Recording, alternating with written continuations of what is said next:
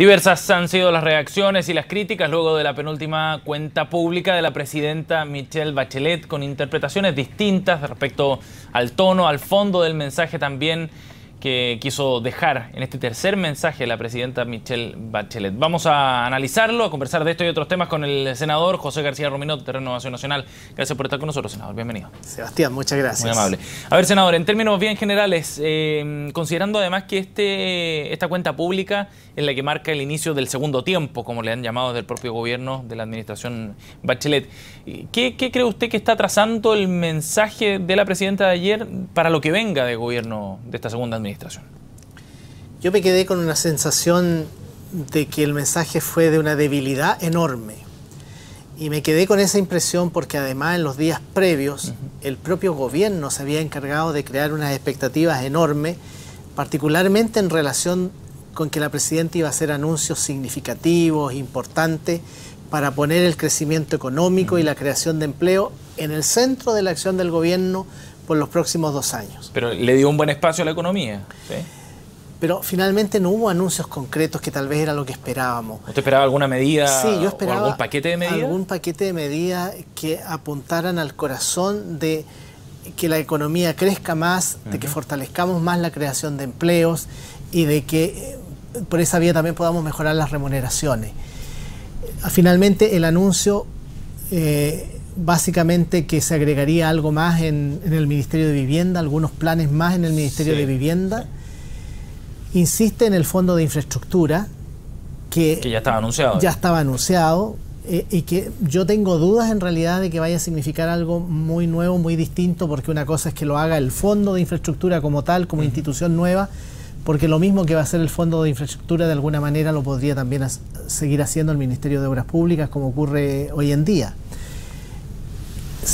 El propio ministro Burgo, el propio ministro del Interior, había dicho de que lo que se iba a hacer en el mensaje era poner la productividad, poner el crecimiento económico como un eje central de la acción de gobierno, y cuando uno va escuchando a la presidenta, espera anuncios, los anuncios no se producen, entonces uno queda con una sensación de frustración bastante grande. Fue lo que me ocurrió a mí. Senador, pero ¿qué es lo que usted hubiera esperado en particular, así como hechos concretos, medidas concretas?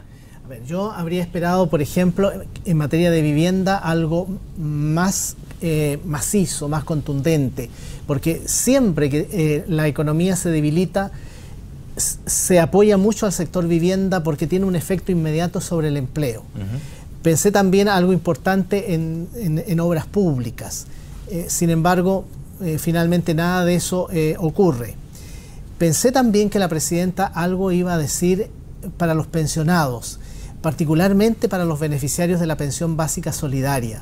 No esperaba un reajuste, pero sí esperaba un bono adicional, algún gesto adicional. Ese es un sector que mayoritariamente votó por ella, y que la presidenta ese apoyo lo ha venido perdiendo durante estos 24 meses. Ahora, Entonces me llamó la atención que no se hiciera nada en favor de ese sector de la población. Ahora, senador, el ministro Rodrigo Valdés ayer, tras la cuenta pública, decía: acá no podemos estar esperando un paquetazo a cada rato ante cualquier situación de crisis. Y otros parlamentarios decían: bueno, Chile está creciendo poco, es cierto, está desacelerada la economía, pero seguimos creciendo un 2%, no amerita grandes medidas. Y quizás lo relevante, y a mí esa es la sensación que me queda después del discurso de la presidenta, era el mensaje. Aquí había un tono quizás que usted dice débil, que otros interpretaron como conciliador, quizás más moderado, más humilde, decían algunos, y con una invitación explícita además a los empresarios y al mundo privado a construir una suerte de pacto. Ese mensaje también marca un giro respecto a las prioridades. Si en los 2 primeros años eran las reformas, a partir de ahora la prioridad pasa a ser también recuperar la actividad económica, y eso puede ser relevante, ¿o no cree? Desde el punto de vista del mensaje. A mí no me pareció conciliador. Ya. La presidenta nada dijo, por ejemplo, de la reforma laboral, porque desde mi punto de vista es contradictorio llamar a un gran acuerdo nacional en circunstancias que estamos con una cosa candente, que es la reforma laboral, donde la presidenta y su gobierno busca satisfacer las demandas de los sectores más a la izquierda de su propio gobierno. ¿Es una incoherencia? Absolutamente, desde mi punto de vista, desoye las voces dentro de la propia nueva mayoría, que llaman a ser prudente en materia de reformas laborales. Estoy pensando en el exministro René Cortázar de la Democracia Cristiana, estoy pensando en economistas socialistas que también han dicho que el proyecto de reforma laboral se va a un extremo y que lejos de ayudar a que tengamos más y mejores fuentes de trabajo, las vamos a disminuir. Pero respecto de una definición concreta en relación con lo que va a hacer el gobierno después del fallo del Tribunal Constitucional en materia de reforma laboral, no hubo nada. Entonces me parece contradictorio.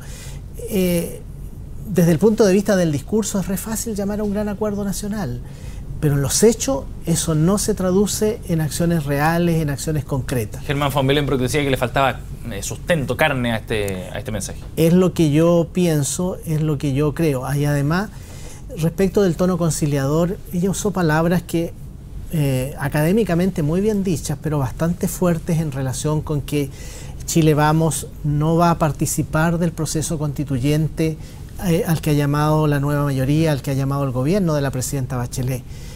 Y ha dicho el que se resta es porque no cree en sus ideas. No, nosotros porque creemos en nuestras ideas es que hemos hecho una propuesta concreta, se ha puesto sobre la mesa sobre reforma constitucional y la vamos a debatir y la vamos a difundir durante estos meses. Por lo demás, mi opinión es que la reforma constitucional va a ser el gran debate de la próxima elección presidencial y parlamentaria del próximo año.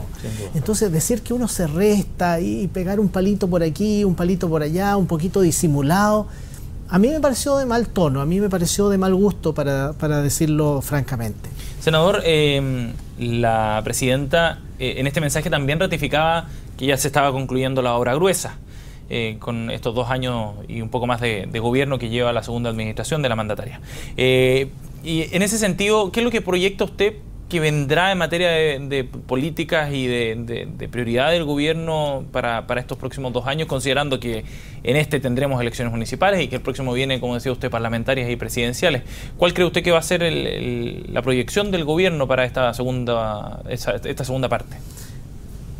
A mí me cuesta entender de que se insista tanto en que está la obra gruesa construida, porque si uno piensa en materia de educación, todo lo que es educación superior está absolutamente en pañales.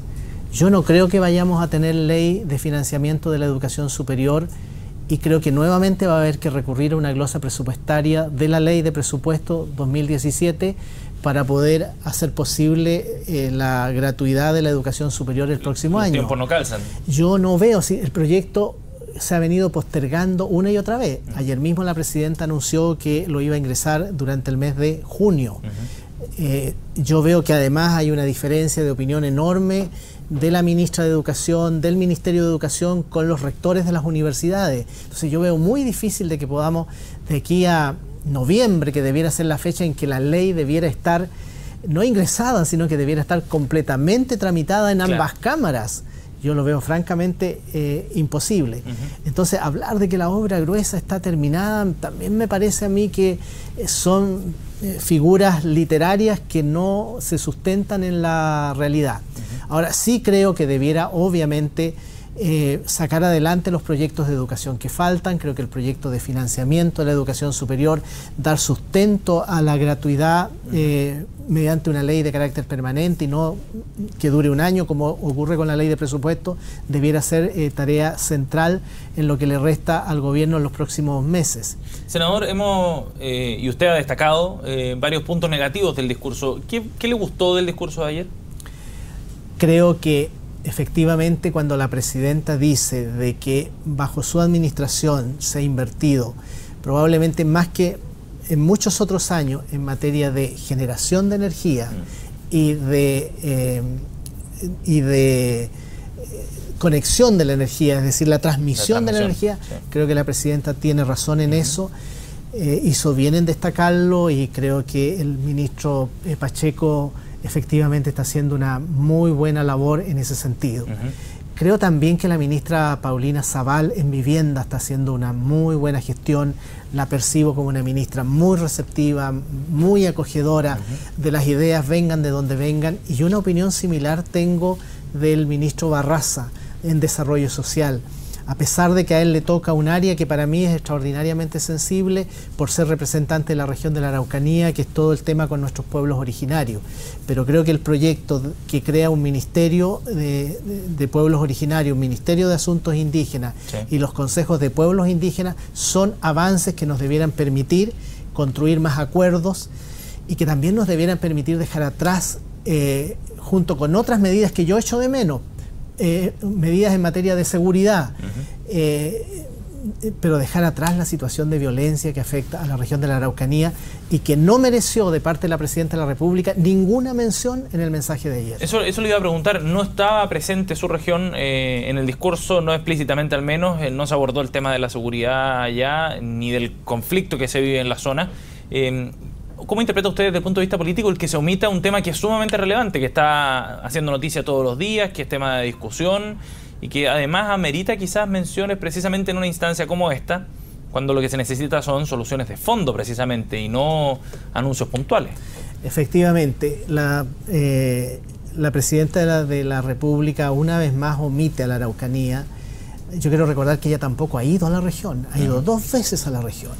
En una oportunidad sobrevoló el volcán Villarrica porque estaba en erupción, y en una segunda oportunidad fue realmente por un par de horas, se juntó con un par de personas, hubo un compromiso en esa reunión en la que participó el intendente, participó el obispo, participaron algunos dirigentes mapuche, algunos dirigentes gremiales, también algunos representantes de las víctimas de la violencia.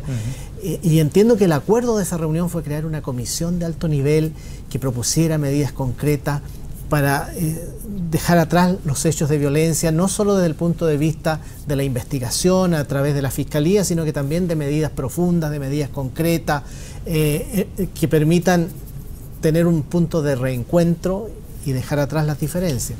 Pero nada de eso ha ocurrido, absolutamente nada de eso. Entonces la Presidenta está en deuda con la Araucanía, lo siento así verdaderamente, y yo esperaba que ayer en su mensaje hubiese sido una oportunidad para haberse referido, para haber condenado la violencia, ni siquiera la ha condenado nunca. Y yo creo francamente que este es el desafío más grande que tiene Chile.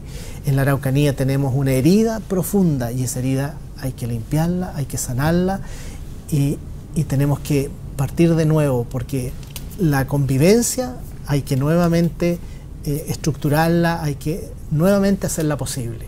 Senador, muchísimas gracias por haber venido hoy a CNN Chile. Gracias, Sebastián. Muchas gracias.